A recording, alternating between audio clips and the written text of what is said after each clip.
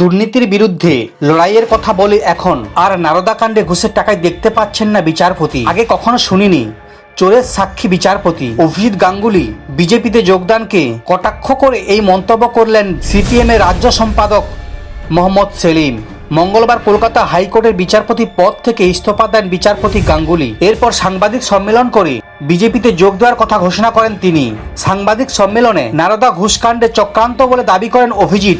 সেখানে বর্তমান বিজেপি নেতা তথা প্রাক্তন তৃণমূল নেতা শুভেন্দু অধিকারীকে কাগজে মুড়ে টাকা নিতে দেখা গিয়েছে। অশোকনগরে মিলন সংঘ মাঠ থেকে এক সমাবেশে অভিজিৎ গাঙ্গুলি এই মন্তব্যকে কটাক্ষ করেন সেলিম। তিনি বলেন, মন্ত্রীদের কাগজে মুড়ে তোয়ালে মুড়ে টাকা নিতে দেখা গিয়েছে নারদা কাণ্ডে। তখন শুভেন্দু অধিকারী তৃণমূলে ছিলেন, এখন তিনি বিজেপিতে গিয়ে বিরোধী দলনেতা হয়েছেন। আর দুর্নীতির বিরুদ্ধে কথা বলা বিচারপতি এখন বলছেন তোয়ালের মধ্যে টাকা ছিল, কেউ দেখেছেন কি?